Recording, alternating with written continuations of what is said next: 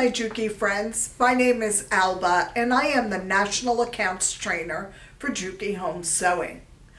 Many questions have been asked about sergers and especially the difference between an air threading serger and a non-air threading serger. So I thought we'd come closer and take a look at both.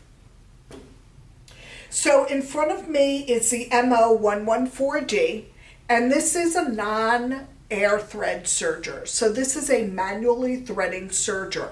And the main difference is the way that the machine is threaded between this and an air thread.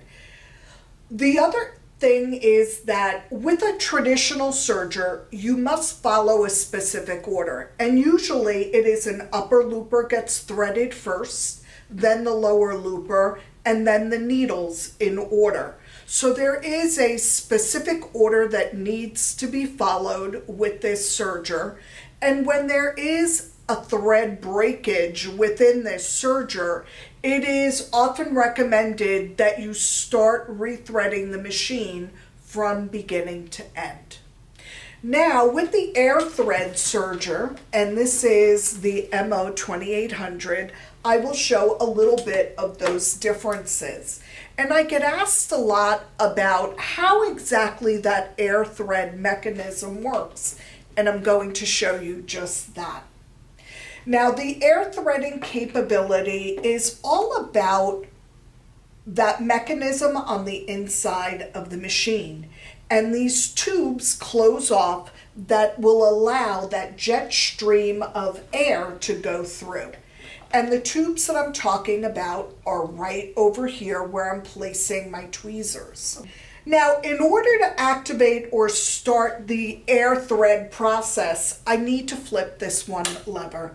And it really is as simple as that. I will be turning the hand wheel towards me.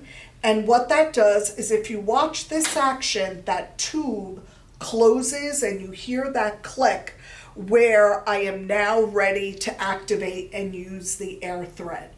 What is really nice about an air thread serger, it does not matter the order that you thread in.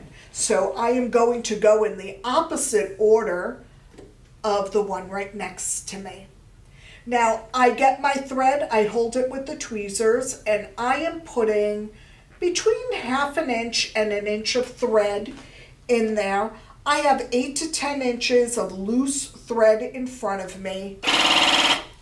And there I go. That lower looper has been threaded. And this is typically the one that takes the most amount of time to thread on a serger. And you could see just how easily. Now I know that happens really fast, so you may have missed it. So I'm going to do that again. I'm placing between 1/2 inch and 1 inch of thread in the slot. And sometimes that's the most difficult part. And I'm placing that thread in there and I'm pressing that button. And you want to make certain that your thread is not caught on it. And just like that, look at where that thread went all the way through and threaded even the eyes.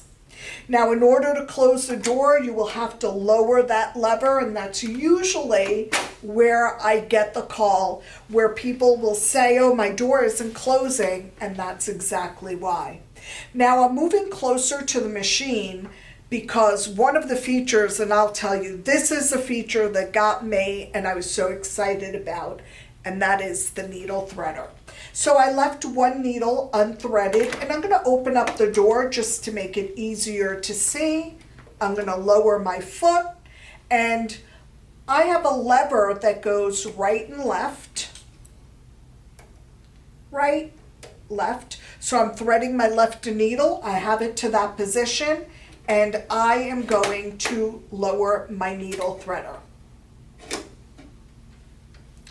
And I am going to place the thread right in.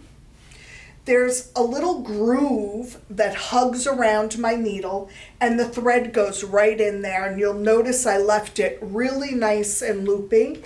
And when I raise that up, it threads the needle that quickly. So those are some of the differences between a regular serger and an air thread serger. I hope you enjoy these updated features, and stay tuned and make sure to hit like and give us your comments. Until next time, bye-bye.